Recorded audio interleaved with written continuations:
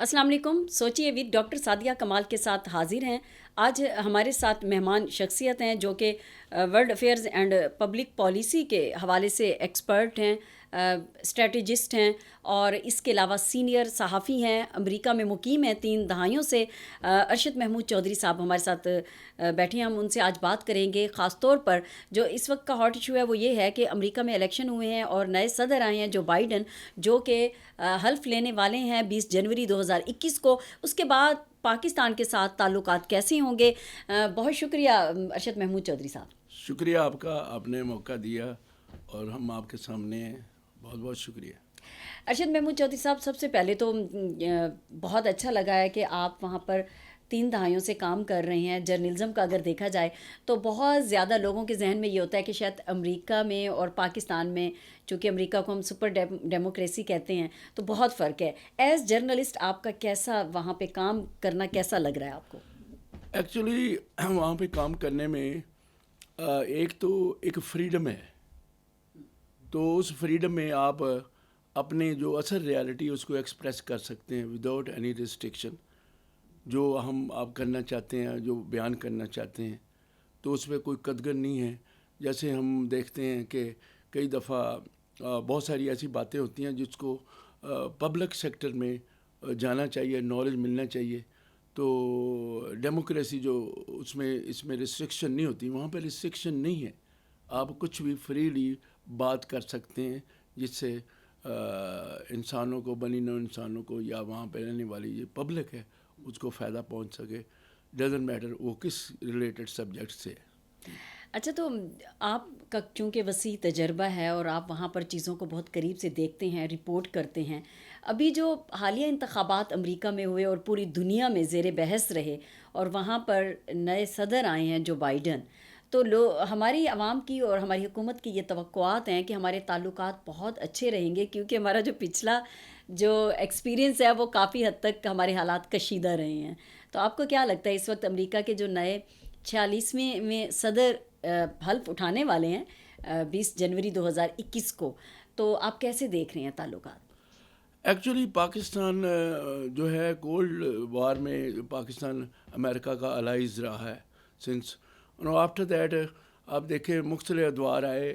امریکہ کے پاکستان کے تعلقات میں، لیکن پاکستان ہمیشہ امریکہ کا الائز رہا ہے، چاہے اپ اینڈ ڈاؤن ہوا. تو دوسری ورسر جنگ میں آپ کو پتہ ہے کہ جیو پولیٹیکلی یا جیوگرافیکلی انڈیا جو تھا وہ پرو رشیا ہوا کرتا تھا. اب جو بات ہے، جب آپ بات کریے ڈونلڈ ٹرمپ کے دور میں بھی، جو پاکستان کی پالیسی رہی ہے اس میں کیونکہ ڈراسٹیکلی چینج ہوئی، کیونکہ ڈونلڈ ٹرمپ جب پریزیڈنٹ بنے ان کی جو پالیسی تھی وہ سیکنڈ ورلڈ وار کے بعد جو اسٹریٹجیکلی یا وہ جو چاہتے تھے وہ کوائٹ ڈفرینٹ تھی، جو کہ ڈیموکریٹک یا جو ٹریڈیشنل جسے کہتے ہیں وہ پالیسی تھی. لیکن اب جو بائیڈن آئے ہیں تو ان کے سامنے سب سے بہت سارے جو ایشوز ہیں، چیلنجز ہیں، کیونکہ گزشتہ 5 سال کے دور میں جو بھی پالیسی ریپبلکن کی رہی ڈونلڈ ٹرمپ کی، تو اس کے برعکس امریکہ کو بہت سارے اندرونی اور بیرونی چیلنجز کا سامنا کرنا پڑ رہا ہے، کیونکہ ڈیو ٹو پالیسی جو ہے اس کے رد عمل میں یہ سامنے آئی ہے. تو اب جو بائیڈن پریزیڈنٹ بنے ہیں انہوں نے جب الیکشن لڑا اس میں بہت ساری ایسی باتیں ایکسپلین کی. اس طرح ہم بات کرتے ہیں پاکستان کی، کیونکہ جو پاکستان کی جو پالیسی ہے، ہماری پالیسی ہے کہ جب اب جو بائیڈن آ گئے ہیں تو اس کے بعد اس کی پریزیڈنٹ میں ہمیں نئی حکمت عملی، جس میں ہمارے جو معاشی معاملات ہیں، خاص طور سے اکنامیکل معاملات، اس میں ہمیں وہ ایج ملے گی. اس میں ہمیں فائدہ اٹھانا چاہیے اور ہمیں چاہیے کہ ایسی پالیسی بنائیں، کیونکہ جو بائیڈن جو ہے وہ ایک ایکسپیرینس پولیٹیشین ہے اور ان کا ایک دور گزرا ہے، اور زیادہ تر پاکستان کے ساتھ جب تک الائز رہے، جو بائیڈن کی کئی دفعہ یہاں پہ وہ وزٹ بھی کر چکے ہیں، وہ جانتے ہیں ہس ریالٹی کو کہ پاکستان کے ساتھ کیا تعلقات رکھنے ہیں. اور پاکستان کی جو موجودہ گورنمنٹ ہے اس کو دیکھنا ہے، کیونکہ پاکستان اب جیو پولیٹیکلی، جیوگرافیکلی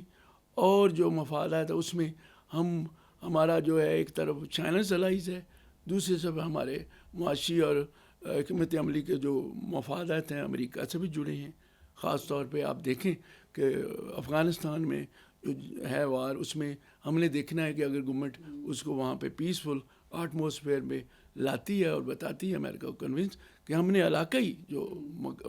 جو طاقتیں اس میں ہم نے امن کو تجویز دینی ہے، جس میں افغان کے علاوہ کشمیر ایشو بھی ہے. کشمیر ایشوز، تو ہم نے دیکھنا ہے کہ ہماری معاشی حالت کیسے درست ہوتی ہے امریکہ کے ساتھ ہمارے جو بھی اسٹریٹجک معاملات ہیں اس میں. تو آپ کو لگتا ہے کہ ڈونلڈ ٹرمپ کی جو سخت پالیسیاں تھیں اس کے بعد اب جو بائیڈن آئے ہیں تو ان کا ایک سافٹ امیج جا رہا ہے اور ان کا پیغام بھی اس طرح سے خیر سگالی کا جا رہا ہے، جبکہ ہماری موجودہ حکومت جب برسر اقتدار آئی تو انہوں نے سب سے پہلے، ہمارے وزیر اعظم نے اعلان کیا کہ ہم ہر ہمسایہ ملک کے ساتھ اچھے تعلقات رکھیں گے. ہم نے تو ہمیشہ ویلکم کیا ہے جتنے بھی ممالک ہیں، لیکن اب ٹریڈ کے حوالے سے دیکھا جائے، آپ نے کہا ہے کہ معیشت بہتر ہوگی، تو آپ کو لگتا ہے کہ جو بائیڈن کے آنے کے بعد ہماری جو تجارتی تعلقات ہیں وہ اس قدر ہو پائیں گے؟ کیونکہ اس وقت تو عالمی طور پر اس طرح کی ایک وبا ہے جس کی وجہ سے صورتحال بہت ہی خراب ہے. کیونکہ جو بائیڈن ڈیموکریٹس جو پارٹی ہے اس کے کی پولیٹیشین ہے، ایز اے پریزیڈنٹ آئے، وائس پریزیڈنٹ آئے، ہمیشہ پاکستان کو انہوں نے پریفرنس دی، کیونکہ پاکستان جیو پولیٹیکلی اتنی اہم اہمیت کا ملک ہے. تو اس میں اگر چائنا کو ضرورت ہے، امریکہ کو بھی ضرورت ہے. تو یہ جو نیسیسٹی ہوتی ہے اس میں جو ممالک ہیں وہ دیکھتے ہیں کہ جو بھی تھرڈ ورلڈ کنٹریز ہیں یا پاکستان ہیں جن کے ساتھ طویل عرصے سے تعلقات رہے، وہ تعلقات کو وہ رکھتے ہیں کہ ان کو کوئی نہ کوئی ایسی فیسیلیٹیٹ کیے جائے ان کی اکانومی درست ہو، کیونکہ ضرورت ہوتی ہے نیشنوں کو، جو نیشنز ہیں جن کے ساتھ تعلقات. جو بائیڈن جو ہے اس کو اب وہ کیونکہ ٹریڈیشنل وہ حکمت عملی رکھنے والا لیڈر ہے، وہ پریزیڈنٹ ہے. اچھا ارشد محمود چودھری صاحب، یہ آپ نے درست فرمایا ہے کہ وہ ایک اچھے لیڈر ہیں، ان کی کوالٹیز سے کوئی بھی انکار نہیں کر سکتا، اور وہ ایک بہت اچھے سیاست دان، قانون دان اور وکیل جس طرح سے رہے ہیں، اور پچھلی جو ان کی کارکردگی ہے، اور اب بھی پاکستان میں جب رپورٹ ایک آئی کہ گوگل کو سب سے زیادہ کون سی شخصیات ہیں جن کو سرچ کیا گیا ہے، تو ان میں سر فہرست جو 10 شخصیات ہیں ان میں جو بائیڈن سب سے سر فہرست ہیں جن کو گوگل پہ سرچ کیا گیا ہے کہ جو بائیڈن ہیں کیا. لیکن جو بائیڈن ایک اچھے لیڈر ضرور ہیں، کیا ان کے ساتھ وہ پوری ٹیم، کیونکہ ٹیم ورک جو ہوتا ہے وہ ڈیلیور کرتا ہے، تو کیا وہ اپنی ٹیم کو اس طرح سے جوڑ پائیں گے؟ جبکہ انہیں دوسری طرف سے ڈونلڈ ٹرمپ کی طرف سے بھرپور مزاحمت کا بھی سامنا ہے، اور انہوں نے یہ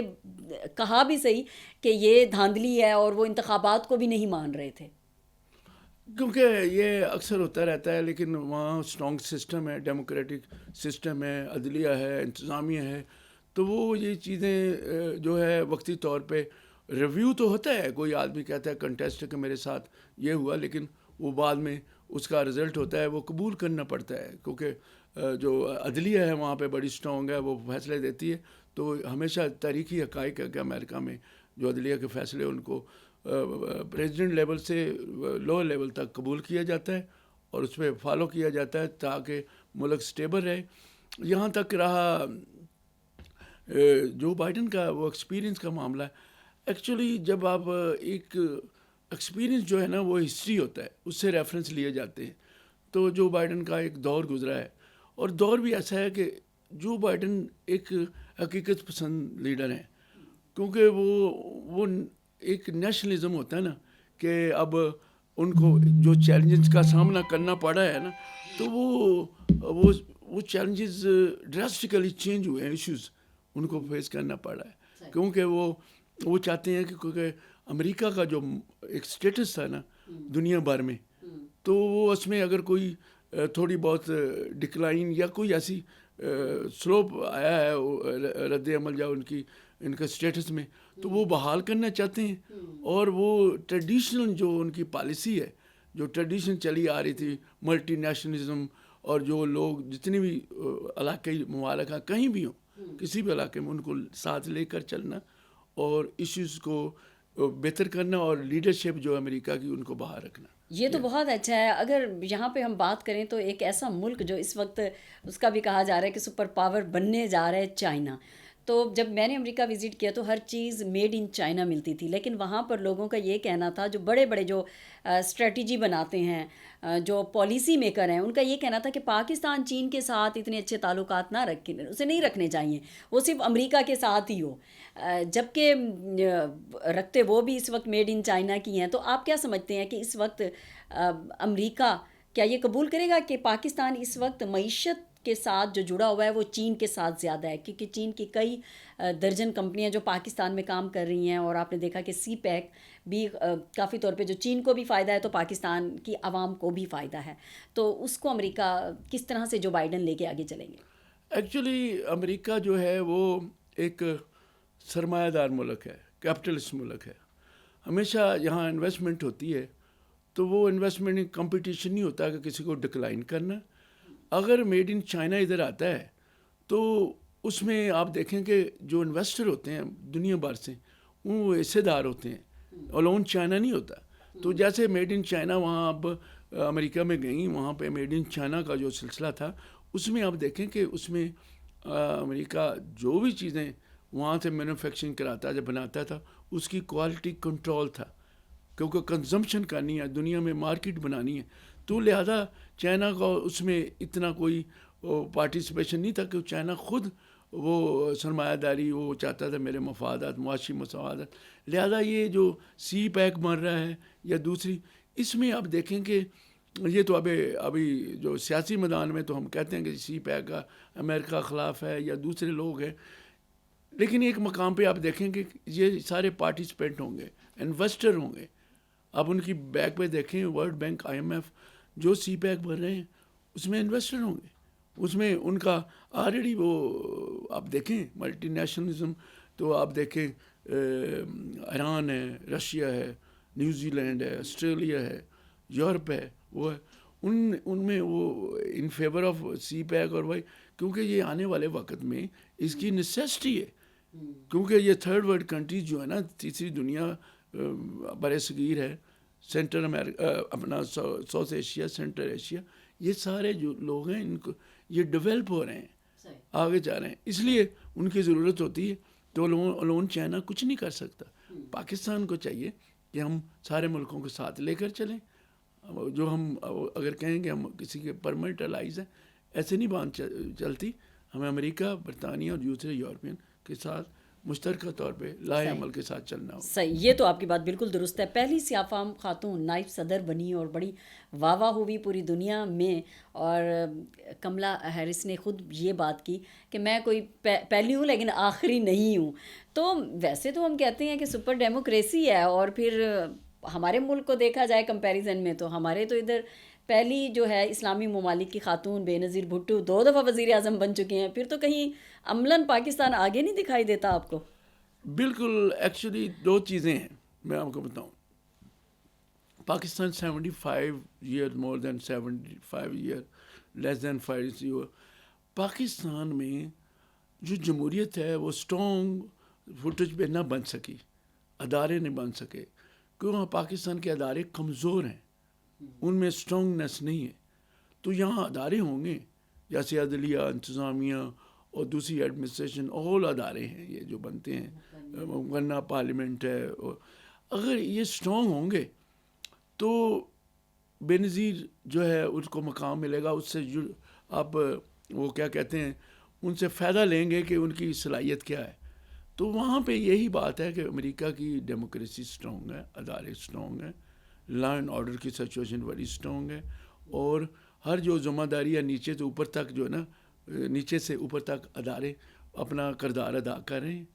اور اگر فیل ہو جائیں ادارے تو ملک فیل ہو جاتا ہے۔ لہذا اس لیے میں یہ کہنا چاہتا ہوں کہ امریکہ میں ہم نے دیکھا ہے کہ اپرچونٹی کیوں ملتی ہے، کہ وہ ڈیموکریسی ہے، جس کا حق ہے اس کو ملتا ہے۔ رہا وائس پریزیڈنٹ کمالا ہیرس کا، تو کئی دفعہ ہمارے ذہن میں آتا ہے کہ جی پتہ نہیں انڈیا کا معاملہ ہے، یا اس کی والدہ انڈیا، یا وہ والد جو تھے جمیکا کے، یہ نہیں بات، کیونکہ وہ وہاں پیدا ہوئی ہے، اس کی گروتھ، ایجوکیشن، ایزی وہ نیشنلزم پہ ہے، کہ نیشنلزم امریکہ ان کا ملک ہے، اور وہاں پہ وہ پوری طور پہ دیکھتی ہے کہ جو امریکہ کی فیور میں ہے، یا امریکہ کے ادارے کی اسٹرانگنیس ہے، اس پہ وہ اسٹرانگ سٹینڈ لیتی ہے. اس نے سٹینڈ لیے. وہ اگر وہاں پہ عدلیہ میں رہی, اٹارنی جنرل رہی, یا سینیٹر میں رہی,